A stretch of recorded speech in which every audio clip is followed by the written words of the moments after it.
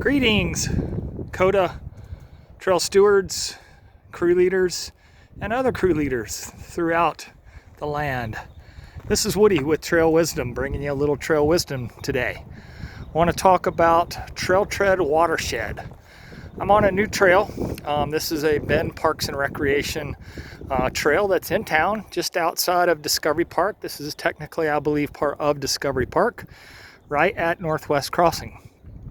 Robin with Bend Parks and Recreation is the trails guy there. He did a great job. I walked this alignment with him, I don't know, quite a while ago, a couple years back. And this is the first time I've been out to take a look at it since he built it.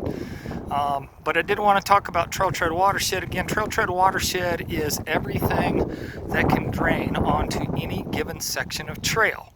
So there's a lot of different factors that go into that. You know, one is vegetation. If there's a lot of vegetation, heavy canopy overhead, that protects the trail tread itself.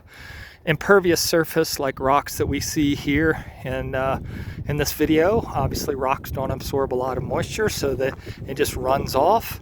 The trail itself is part of its trail tread watershed. The functional, the distance between functional drains is a really big part of trail tread watershed. Trail width is part of trail tread watershed. Obviously, as we go wider and as that surface gets compacted, that is no longer absorbing water in any way, and so that increases our surface runoff. So there's a lot of different factors that go into trail tread watershed, but I want to point out one that's really big. When I walked this alignment with Robin, basically this was just raw land and there was nothing up above us. But now there's a lot of homes that are up above us, and every single one of these homes has impervious surface. That would be the rooftop, that would be the parking area, it may be the playground out back, but it's everything, and the street itself. All of that factors into Trail Tread Watershed. And as we can see, we had a pretty big rain yesterday, nice thunder boomer, and we had a lot of surface runoff coming from quite a few of these houses, but you can see this one in particular. Quite a bit of water-based erosion coming down, crossing the trail. Again, Robin did a really good job, and so it doesn't run the trail for more than about 20 feet, but we see this pretty, big erosion gully right in the middle of the trail, which, over time is probably going to get worse, depending on, if we have more big rain events. Of course, that's part of your trail tread watershed, is how you get your rain. We don't get big storms like we had yesterday, but we do get them every once in a while. And you can see that this water continues on down, and it's carrying enough force, enough volume and velocity that it's moving soil, it's carrying soil with it, probably 30 feet or more off of the trail tread itself. So the point here is understanding trail tread watershed, always looking at that in the design process, always looking at that in your maintenance efforts, and recognizing that trail tread watershed may change.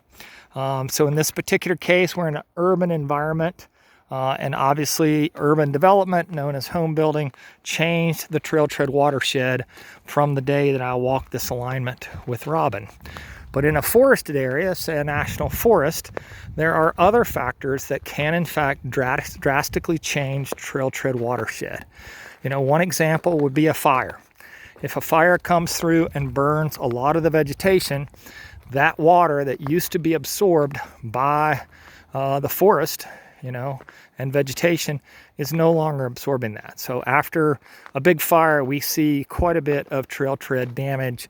That's water-based erosion because surface runoff has increased. But another example is logging.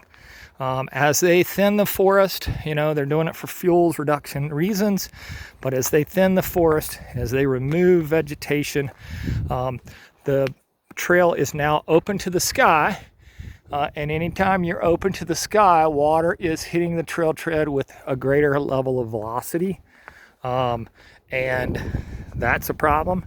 And then also you're going to have an increase in surface runoff because of the amount of vegetation that's being removed. So Anyway, that's Trail Tread Watershed, our little lesson for the day.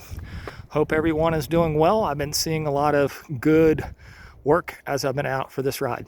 Thanks, everyone. Bye-bye.